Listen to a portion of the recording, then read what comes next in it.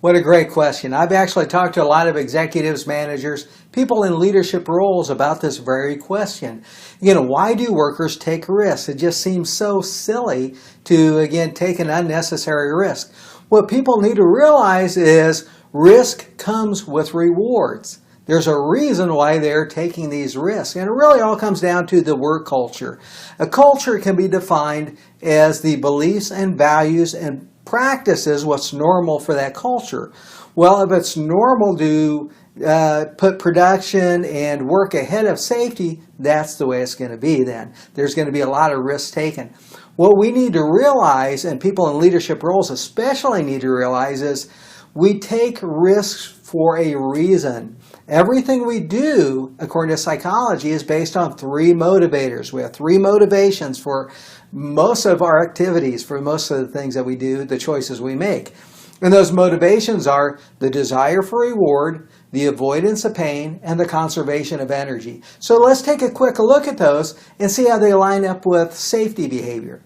That first one, the desire for reward. As I mentioned with culture, what's valued in that work culture, if it's very much production driven, that's our reward. It's succeeding at work. We all want to win at what we do. No mechanic or person in sales or in any field of work wants to explain why they failed at something. If I'm a mechanic being judged against other mechanics doing the same job on a different shift, I want to meet the same production yields they do. I want the same low scrap rate they have. Our reward is succeeding at work.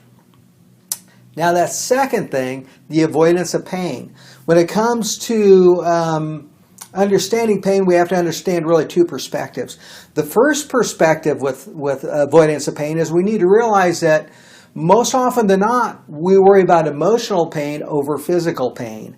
Again, we put emotional pain in the forefront and physical pain in the background. We'll risk an injury to protect, again, that reward that we're going after.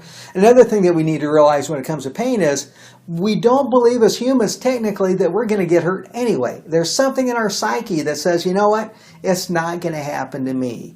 I've ridden a motorcycle without the helmet on. I've driven my car many times, say, without a seatbelt. We normalize this behavior. We've done it successfully. So you know what? I can work without that guard on. I can work on the equipment on the fly. It becomes normalized. So again, those two perspectives in terms of avoidance of pain is, number one, we got to realize that we're usually talking about emotional pain, not physical pain. Because that second part is we don't think we're going to get hurt anyway. We've done it before a few times successfully, so that kind of deviant behavior there has become normalized. And if the culture supports it, wow, again, safety is not even in the picture yet. That third motivator is the conservation of energy. Safety takes extra time and effort. It almost always does. It requires time to do lockout, tagout, to go get the right tools, to put on PPE. And again, if the culture doesn't value that, it's not going to be done. As a matter of fact, if you have a culture that's very production driven and someone does take the time to do things the safe way, they're probably going to catch a lot of peer pressure and ridicule, being mocked for taking the time to do that because safety is not valued. So again, we need to look at those three motivators and we need to look at our culture.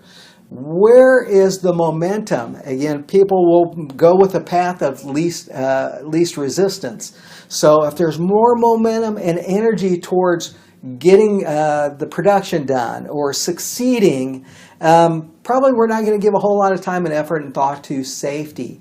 What we need is to drive safety as very important. We want to achieve all those things. We want to be successful.